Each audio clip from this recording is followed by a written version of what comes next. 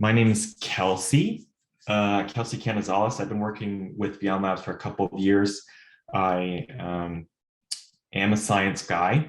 I studied chemistry in my undergraduate degree and loved it, and continuing to work with it here at Beyond Labz. So that's just a little bit about myself. I'm going to be hosting today. We're going to let really Cornelia and Alex talk mostly about what they have used Beyond Labz for, what specific structures and things they want to share about their time using the product. And we'll have time for questions as well. Let me introduce our speakers really quickly. We have Cornelia Forrester here with us. She's from Olive-Harvey College. We're excited to hear from her. We're going to hear from her first, talking a little bit about her experience with Beyond Labz and virtual learning and things like that. And then we also have Alex with us from the College of Alameda. Alex, I apologize. How do you say your last name? Madonik? Okay, Alex Madonik. It's Madonik, yes. Madonik. Alex Madonik with us from College of Alameda. We're glad to have him as well. And he's going to be our second guest speaker. We're super grateful to have both of them here with us. They're great users and we know them pretty well, so we're glad to have them with us. Before we turn the time to Cornelia, we did want to ask, for those of you who are joining us today, if you would just briefly share with us either in the chat, if you want to just go ahead, we'll just plan on doing it in the chat. Just let us know what subject you teach and if you are already a Beyond Labz user or if this is sort of going to be your first time today seeing what Beyond Labz looks like. Okay, chemistry, no prior experience with Beyond Labz, cool. What else?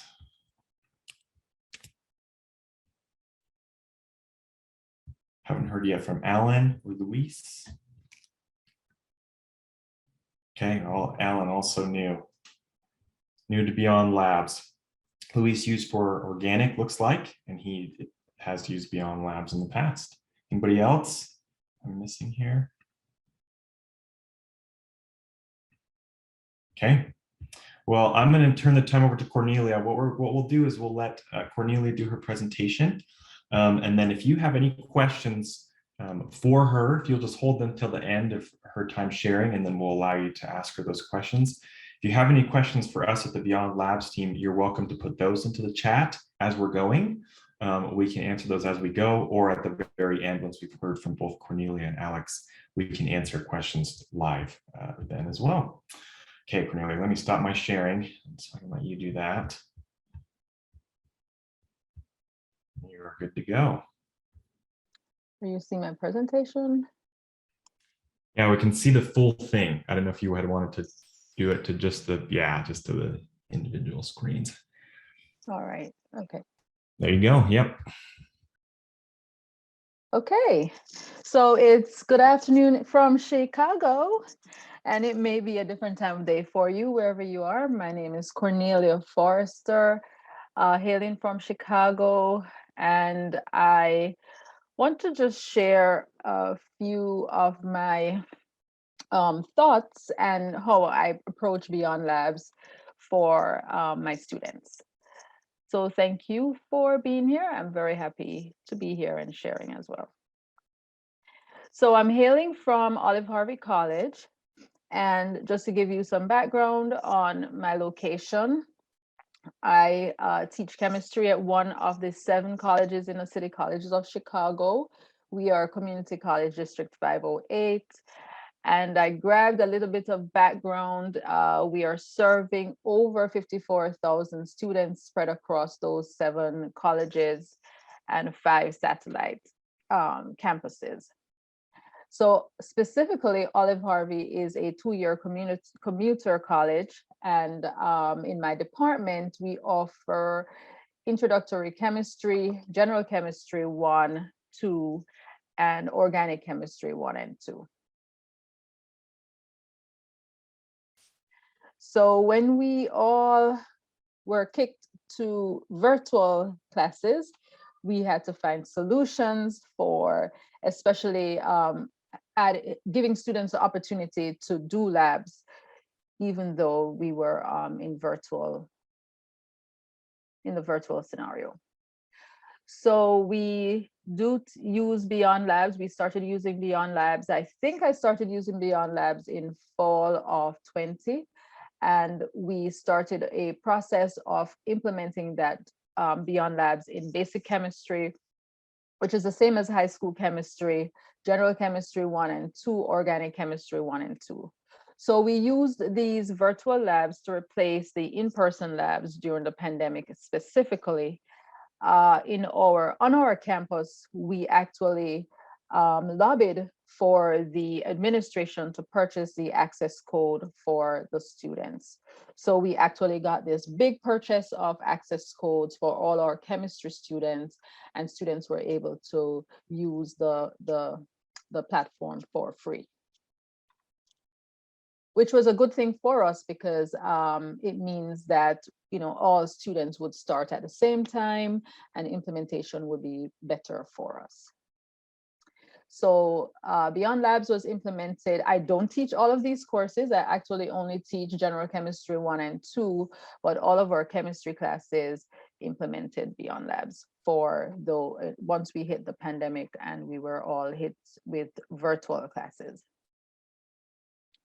So what we do, all of our faculty spend maybe an hour of the first class just navigating through Beyond Labz, showing students how to use the access code and then how to access the labs. I will be the first to say I am not an expert on Beyond Labz, but having used it so many semesters, we have learned a few things. And Kelsey will actually join with me in saying that you guys are always updating. So there's always something new every semester for faculty to look forward to. So for students, they are required to complete at least 10 labs per semester. All faculty organize the activities according to group assignments. Some are group assignments and some are individual assignments. We use D2L Brightspace as well. So the students actually connect to these resources through Brightspace. So we implement all of our links, external links, through Brightspace. In our courses, in the chemistry courses that I've spoken about, 50% of our course grade for Gen Chem and organic chemistry comes from lab activities, and 70% of the course grade for basic chemistry. So we are using labs in a major way for all of our courses.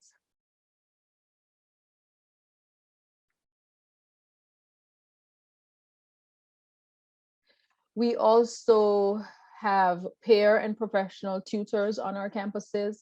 So we have access for these personnel to Beyond Labz so that students can get any assistance they would need through the tutors or professional tutors or peer tutors.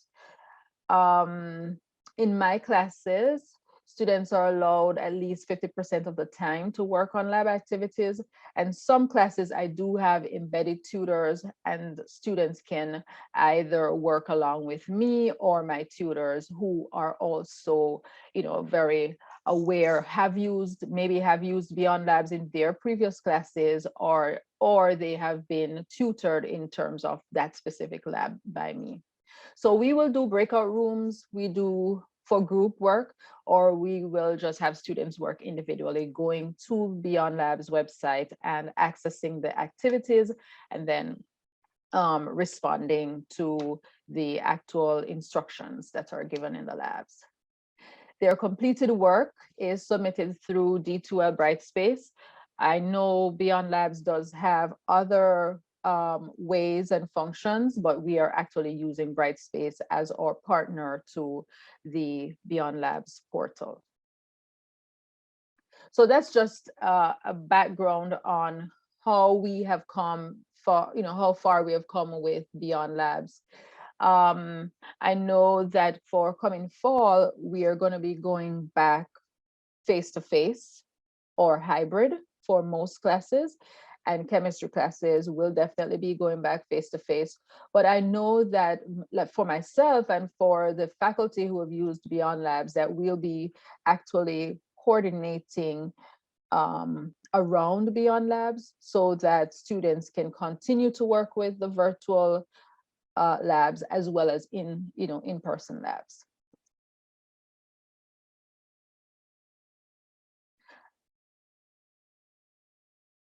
So this is a lot of reading, but I'll jump through it. So these are what we have done when we were projecting using Beyond Labz. We looked at our student learning outcomes. And then we looked at the offerings by Beyond Labz and just to coordinate to see if our students will be able to achieve the learning outcomes along with the activities that are supported in Beyond Labz. And we found that you guys in Beyond Labz, you're actually matching your lab activities with the textbooks that we're using, because we actually use Navaldo-Tro for general chemistry, and we use Smith for organic chemistry. So you are actually matching the textbooks with the activities that we are doing. So there isn't a lot of we don't have a lot of work in matching what the activities that we choose to do or we choose for students to do with our learning outcomes. So for example, students get an opportunity in Beyond Labz to convert metric units, to convert concentration units. There are opportunities for students to name organic and inorganic compounds. There are opportunities for students to balance ionic and molecular equations.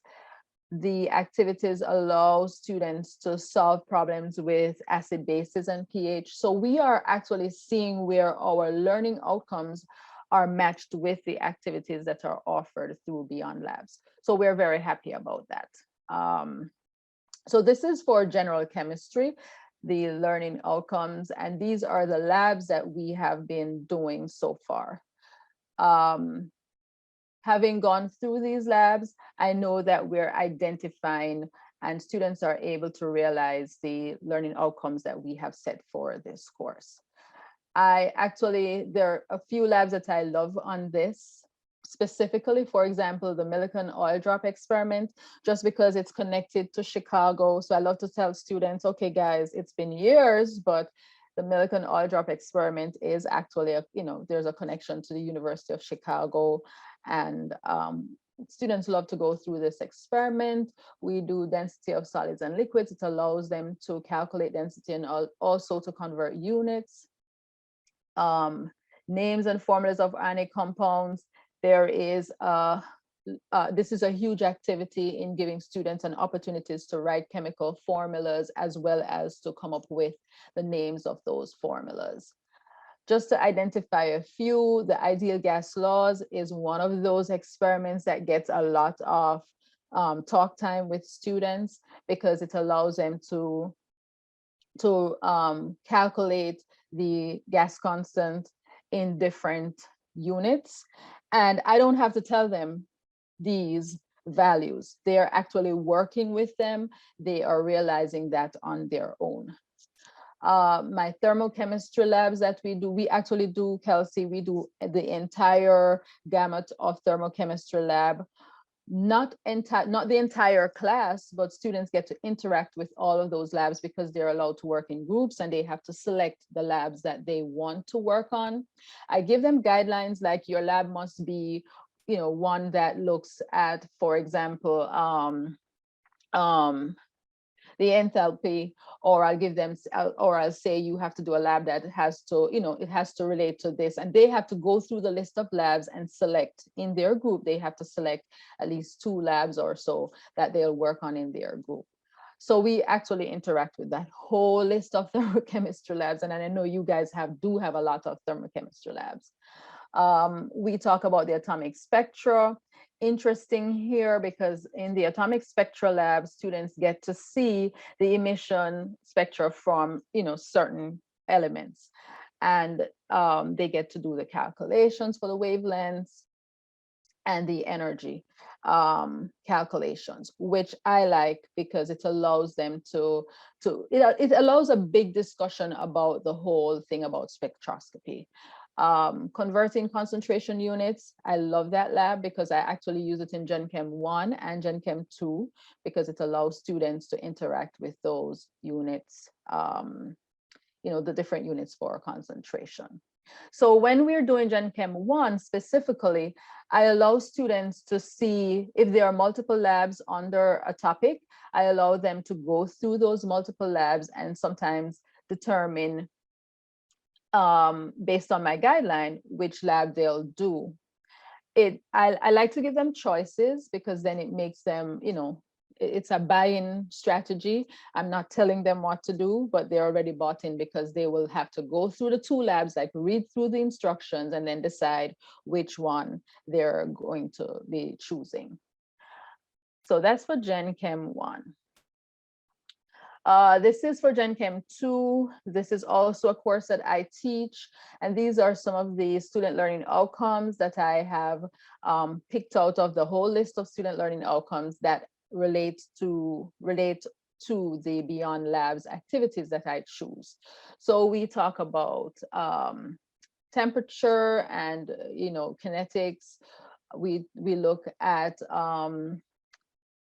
acid bases, redox, nuclear reactions.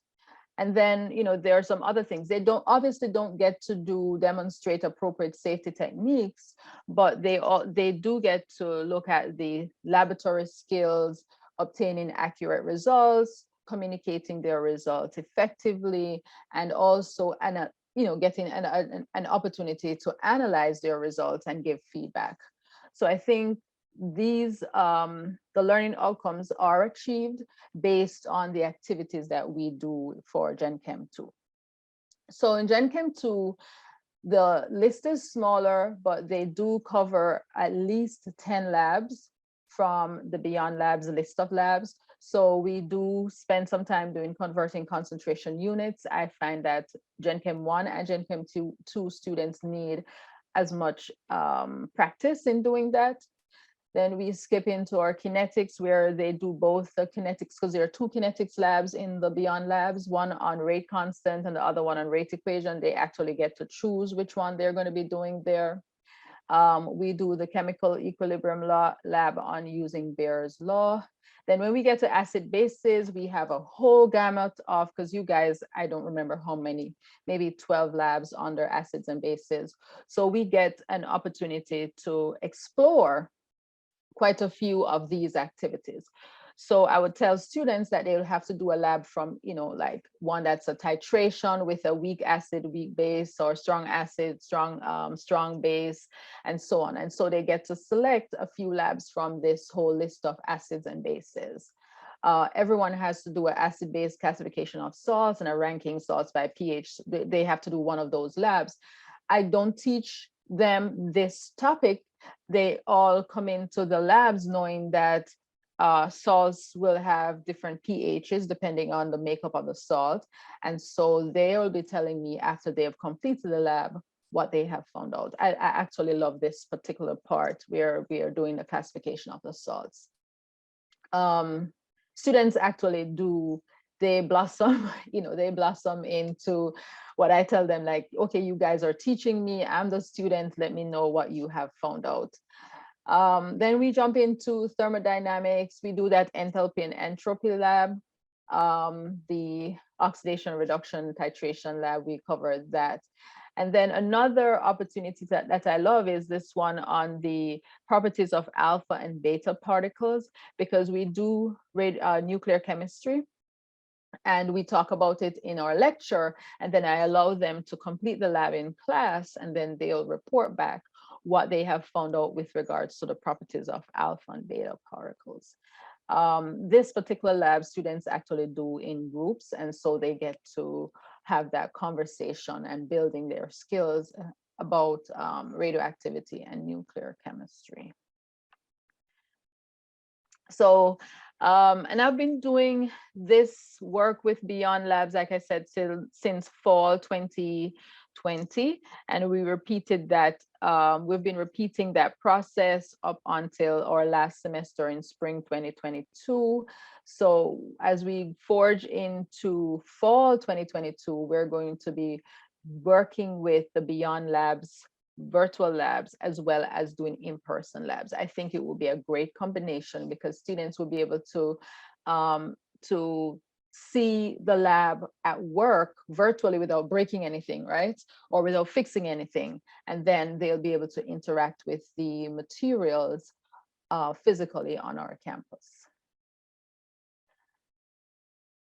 I do an exit survey at the end of every semester, and typically between 60 to 70% of students love, I put like there, but they actually love Beyond Labz because they can get to repeat their labs several times, like, okay, I made a mistake, let me go back. I made a mistake, let me go back. Or, oh, we didn't see that part in the instruction. Okay, let's go back. And they don't have to worry about the fact that they, broke anything or they spend too much time trying to fix anything. So that's basically my spiel about Beyond Labz. I don't know if there are any questions or comments that I can help to shed some light on. Wonderful. Thank you, Cornelia. That was awesome. Really cool to hear about some of the stuff that you're doing. We thought I think specifically it's pretty cool. You have sections like for thermo and your acid-based ones where we have lots of stuff and you say like, let the students have some flexibility in what they want to explore, right, in those topics. Yeah. Okay, we'll open it up to anybody who would like to ask Cornelia any questions. I didn't see anything come up in the chat for her, but if you would like to, you can unmute your mic and ask her directly if you have anything. We can also come back to the round at the end for questions. I just wanted to ask where the kinetics experiments are found, because I haven't had a chance to explore those yet. Alex, we really hope you like them. They're in the kinetics section if you search in the activities. They all take place in the quantum lab. You're going to like them.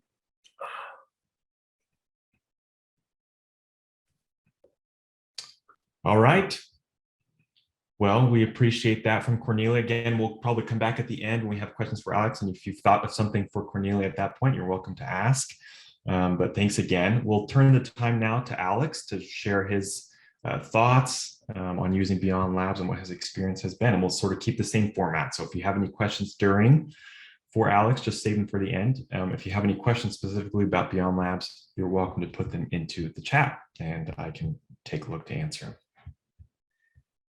Oh, actually, I'm just going to share my whole screen. That just makes it easier. Now I can just pick out the thing I want to show you right now, which is this. So can you all see my screen? Yeah. What I'm showing you is a real quick outline that I made for this talk. And I just want to tell you where I started. I've been teaching at College of Alameda now for, I guess, about 7 years. And I started out teaching labs there. And let me say that College of Alameda is one of the 4 campuses of Peralta Community College, which is based in Oakland, California. I'm physically sitting in Berkeley next door. There are other community college districts in our area. So actually, there are a lot of community colleges here. And I have taught in Chabot College down in Hayward. But we have 3 or 4 more community college districts in the San Francisco Bay Area. So a lot of community college activity here. Of course, what happened was that in the spring of 2020, we had to go virtual.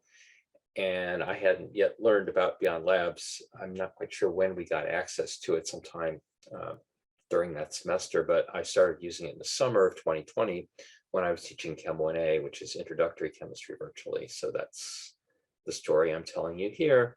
And I continued to teach that course in the fall. Also virtually, of course, I have not been back to the campus of College of Alameda in 2 years. It's surreal. We do hope to go back in person in the fall. That's what they're promising us. I'm really curious to see what things are going to look like because I haven't been there and personnel has changed. It's going to be a different world. So I had also taught introductory chemistry, which we call Chem 30A. I've taught that at a couple of different campuses, and they gave me that assignment again in the spring of 2021, and that's what I've been teaching ever since. So I've been using Beyond Labz in this introductory chemistry class, which is obviously not as in-depth as Chem 1A and certainly doesn't go nearly as far as the general chemistry course that Cornelia was just telling us about. I have to say that was a lot of student learning objectives there. I wouldn't want to be the person responsible for measuring them all. Fortunately, it's not my job, but we try to keep that list a little shorter. Okay, so that's where we got started, and I'm going to talk primarily about Chem 30A, but I will also mention that I have taught general chemistry first semester. I've taught the lab for the second semester as well, but I haven't done that virtually, so I won't have anything to say about that. I'm an organic chemist by training, but I have not taught organic chemistry online either. It's actually been a while since I've taught organic chemistry. Let me just say that most of my career was actually in industry, and I like to talk to my students about manufacturing products, especially DNA analysis products, because that's what I did a lot of work on. And I've worked in the medical device business, so that I talk about that because this is where we put these techniques to work, right? And whether they work ultimately in manufacturing or in medical setting or any kind of clinic, they're going to need to understand where chemistry is used there and how it's used. So that's what I see as my job, is to tell them what chemistry can do for them in those settings. All right, so what do we actually do with Beyond Labz? Here we go. This is a list of the activities, and I literally went to my syllabus and said, what do I do with it? Here it is. So the first lab that I do in Beyond Labz with them is the quantum lab photo emission of hydrogen. So learning about the Bohr atom and the basic ideas of quantum chemistry. And we look at other gases too, so they can see that each element has its characteristic spectrum, and we can measure the position of those lines and convert to frequency and do the energy calculation and look at the model. So that's where we start. Later on, we get into reactions, and we look at precipitation reactions, the so-called double displacement reactions in the inorganic laboratory. Soon after that, we're looking at calorimetry, and the heat capacity of the metal, of course, is a great place to start. I actually assign that right now optionally, but I encourage them to try it because that's where they can learn about heat capacity. In other words, how we measure heat, how we measure energy. It's, of course, by temperature changes. And then we start doing reactions, and we can also look at heat of solution. I really like what Cornelia was suggesting about giving students options to look at different experiments there. And yeah, in a Chem 1A setting, that would be brilliant. Here, it's probably good to focus on one or two things, but it's good to give students choices. You're absolutely right. Then we move on to gases, and I love the gas law experiment in Beyond Labz. I'm going to show you something about that. And finally, we do titrations in Chem 30A in our introductory chemistry course. And in that lab, I do have them standardize the sodium hydroxide solution and then titrate or we-gas it, as it were, vinegar. I mean, it is acetic acid, but at some unknown concentration. When I have taught general chemistry using Beyond Labz, I've also added titration of polyprotic acid and also conductivity of solutions, because those are that's how we can examine strong and weak electrolytes. And I see some things popping up in the chat. I guess people are just saying, just responding to what I'm saying, so that's good. So I'd be happy to show you what each of my activities looks like. We don't have time to look at all of them, but I can look at one or two. And I want to do that. And I also should have said that we actually use the Canvas LMS, learning management system. So that's where all of my materials are accessible online. It's in the Canvas framework. But Beyond Labz is its own thing, right? It exists on the internet, and students can access it anytime, anywhere. They can literally do this on their phone. All that's a little tricky. It's possible. So I haven't really integrated Beyond Labz with Canvas in the sense that when they're in Beyond Labz, they're in Beyond Labz. And when they're in Canvas, they're in Canvas, and that's like 2 different windows, or it might even be 2 different apps. So there may be integration techniques that I need to learn about here, if that would facilitate things for students, because I think that's one challenge they face. If they're trying to do something on a phone, it's really hard to jump from one app to another. So the more things are integrated, the better. When they're working in the laboratory setting, I like them to work in groups. And when we do that as a class, I divide students into breakout groups, which I'm assuming is similar to what they were doing in Cornelia's labs. And then I can interact with small groups of students in Zoom and talk with them and find out what they're up to and make sure they're on the right track, try to answer the questions. So I like to have the time to do that. Not all students participate. That's the downside of the virtual environment, right? I can't force them to show up. There's not much I can do about that. They can go into Beyond Labz anytime. They can do their chemistry at 2 in the morning. That's the great thing about Beyond Labz, of course, is that it's always there. And the other thing I love is that when I get a really strange result reported by a student, I can go check it out right then, right? So that background you see behind me, it's from the calorimetry lab. And I literally did that experiment this morning in order to get that background. I just captured it as a screen capture, but yeah, you can do it anytime, right? Okay, now I wanted to comment real quickly about lab activities that, for me anyhow, didn't really seem to fit into the Beyond Labz world. So there's probably things I need to learn here, but this is where I have seen some limitations up till now. They didn't actually have a density lab when I got started, and the experiment I like to do is determine the density of water, which sounds really boring, but actually it has a couple of advantages. One of which is that it's very safe, and water is cheap, right? And they can spill it or whatever, although in the virtual lab, it doesn't really matter. But you can determine, or at least I like them to determine the density of water using different size samples of water.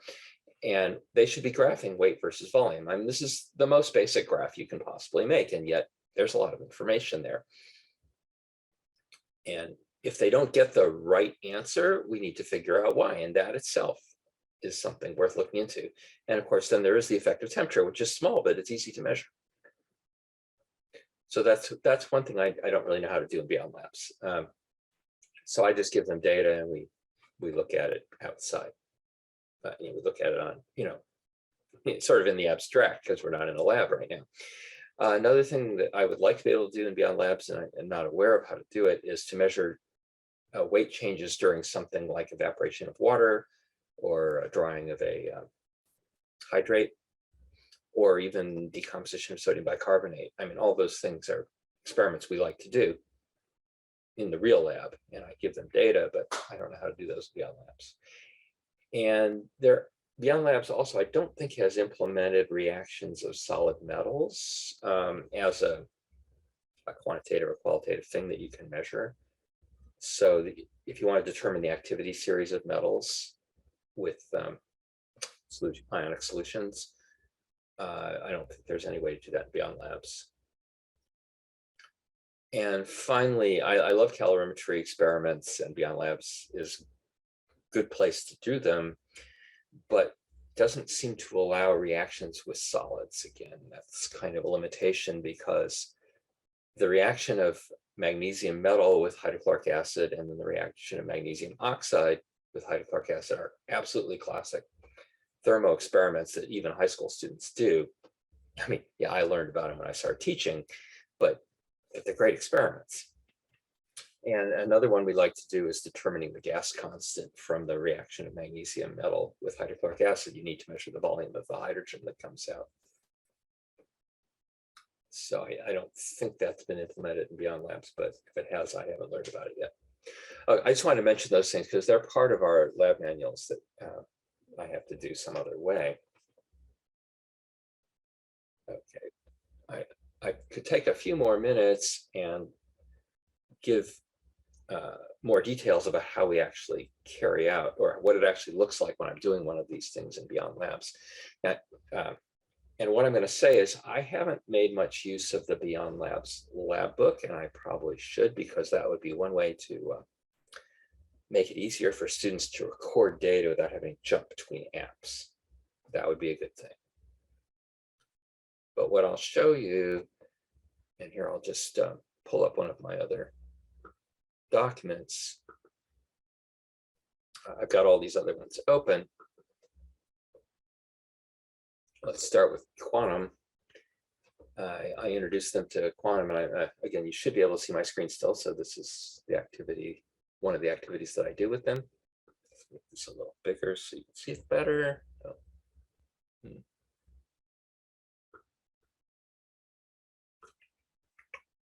I need to change the view, zoom in just a little bit more. About 200%. There we go. Now you can see that for sure. Yeah, I introduced the quantum model, the Bohr atom, little data, and then a little information, and then they have to collect their data, and they go into the Beyond Labz environment to do this. I'm not going to give you a tour of Beyond Labz unless, well, I wasn't planning to do that. It's not really what I was hired to do here, I think. By the way, I'm doing this for free, but I do ask them to look at hydrogen gas and collect data on the 4 visible wavelengths. And the advantage of Beyond Labz right away is they can actually see in Beyond Labz the 4 lines, and they can zoom in and figure out exactly what their wavelengths are or the frequencies. If you've taught this at all, you probably know that the 410 line is really hard to see with the naked eye. I certainly can't see it. And I even photographing it in a crude spectrometer, I can't see anything for that line, but we all know it's there because, well, quantum mechanics tells us so. Okay, and then they can do the same thing with helium and with sodium. Now there we don't have so much of a model to predict the lines, but we can certainly observe them.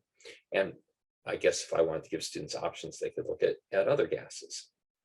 So then they're going to calculate the energy, the frequency and the energy here.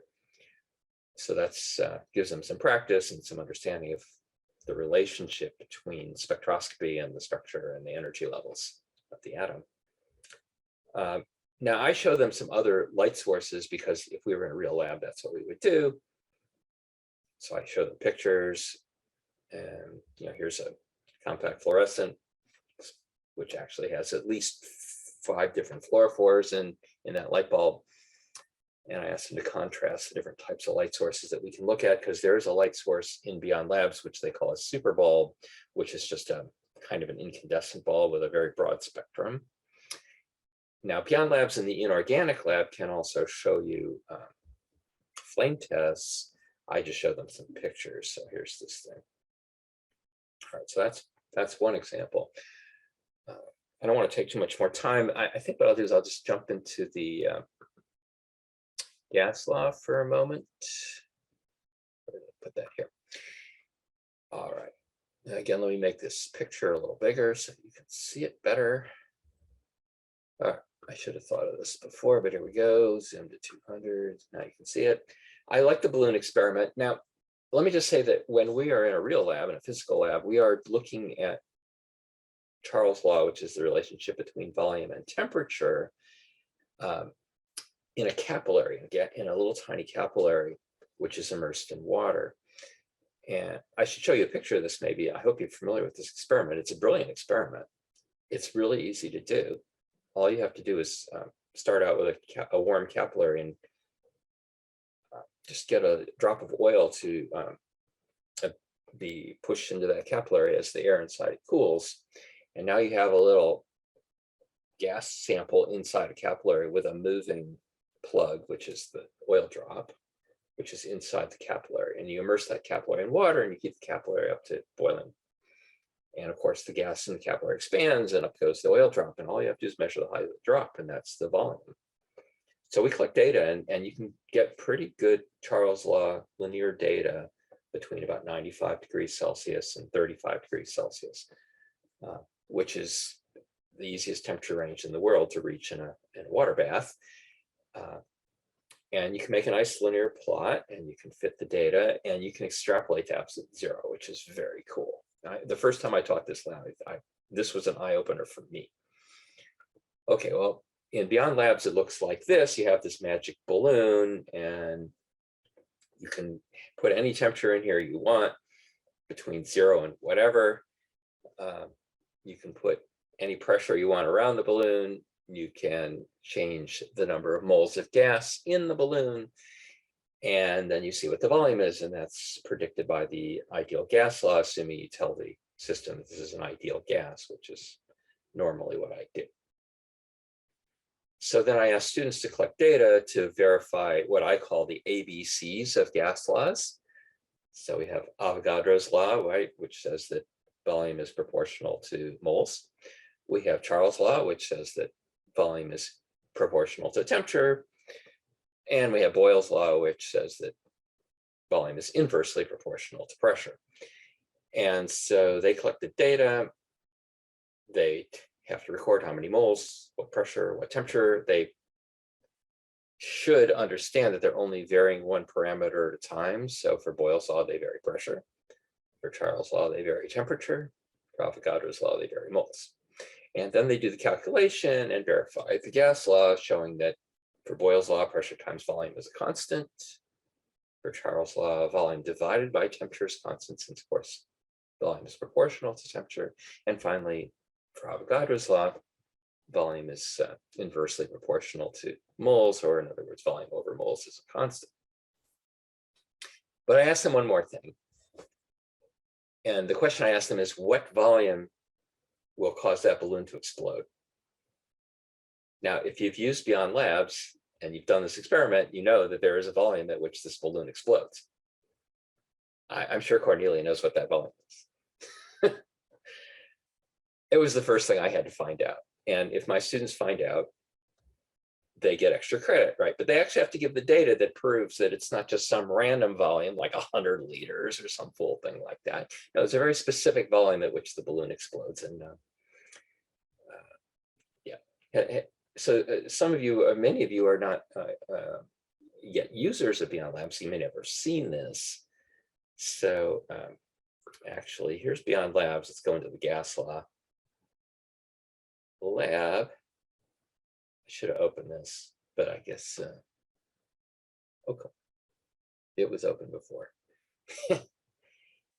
I'm going to take the preset ideal gas. There's the balloon. So what happens if right now the volume of the balloon is, we have 1/10 of a mole at 298. And what do you know? The volume is 2.445 liters because, yeah, the molar volume of an ideal gas at room temperature, well, it's a little over 24 liters. So let's start increasing the number of moles here. All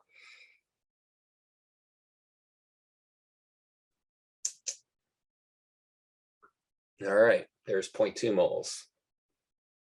Almost 5 liters now. 0.3 moles, 0.4 moles. How far can I go with this? Oops. You know what? I'm going to stop sharing for just a second. And I'm going to share again. I'm going to share my sound because I forgot to do that. And I'm just going to share this picture, this gas law demonstration. There it is. Here we go again. Now you're going to be able to hear the sound effects, I hope. All right, so when I hit this one more time, there, it blows up the balloon. Okay, that took more time than I expected. Sorry about the little complications there. Okay, so yeah, the sound effects are part of the fun here. I didn't want you to miss that. Okay, so I'm happy to go revisit any of the other activities that I just talked about. Here's my little list. All right. Or I can stop sharing and we can just talk. Let's open it and see. Does anybody have any specific comments on things, others of these experiments you want Alex to go into? Yeah, maybe I should have explained that those documents you're looking at are Microsoft Word documents, and I put them on Canvas, which is our LMS, And then my students can open them up and fill in their data and submit them through Canvas. So that's how I collect the data from them. At the end of the day, I get a series of submissions in Canvas, which is our learning management system here in actually in all of the community colleges in California. Yeah, I do the same, Alex, for students to fill. So I don't do, Kelsey, I don't do the, the integration. I'm not at that point yet where you're integrated into D2L. I actually grab the Word document and share that for students to fill in. But I suppose I could create something like those documents in the lab notebook, and then they could fill them out within the Beyond Labz space, and that would be a little less complicated for them. So if they're working in a group virtually, someone can be filling in the data while someone is driving Beyond Labz, and that works okay. But if they're working on their own, it gets a little tricky if they don't have enough computer power or enough space on their screen to be jumping around.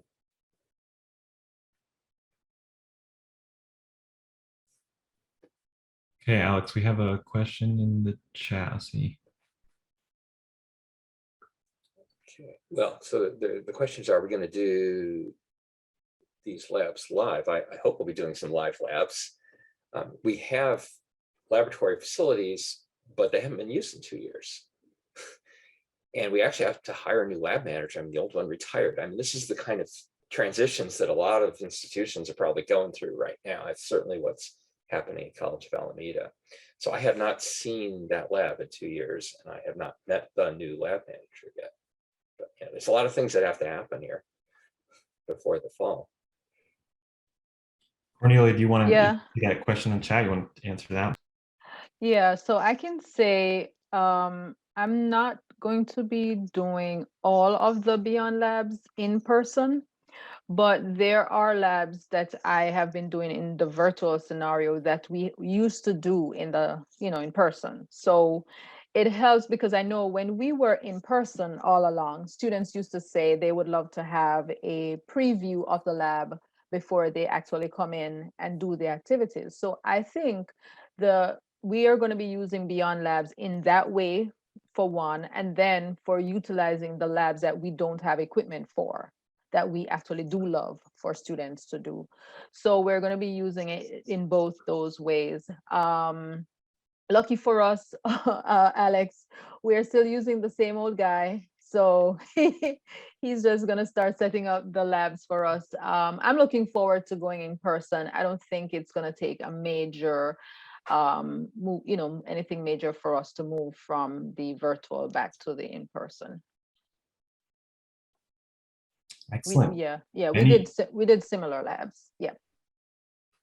Other questions for either Cornelia or Alex, or for us at Beyond Labz? I want to thank Alex for his presentation. That was awesome.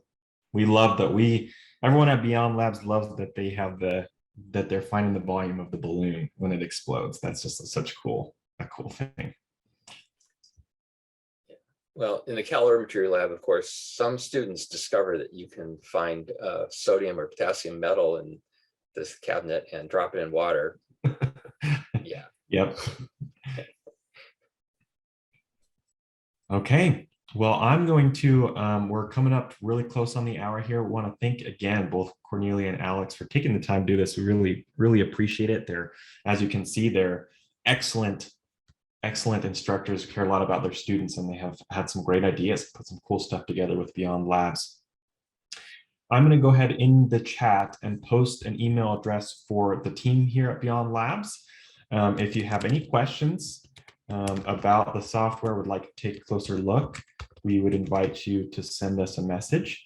We also, every week on Fridays at 11:30 a.m. Eastern time, we do a webinar kind of like this, where someone from the Beyond Labz team just does a walkthrough or answers any questions that people who come to the webinar ask. And so I'll post a link for that as well. If you're interested in coming to that, again, we run it every Friday. I'll put the time in there as well. You're welcome to come at any point, whether you're a user of Beyond Labz already or someone looking new, and we can talk about questions. Alan's asking if we'll be sharing the recording. We can. We would be happy to do that. I'll finish up the recording. We certainly will be. We'll have it in a couple spots, but I'll put a note here to send it to the attendees here. Let me post that link, I promise, for the weekly webinar. Thanks to everybody else for joining us. We really appreciate you taking the time to come and see what these guys had to share. All right, here's that link. Great to meet you, Cornelia. And good to Yeah, see you, same Kelsey. here. Good to see you guys. Thanks so much again for doing that. We really appreciate it. Yeah. I'm sure we'll talk to you guys soon.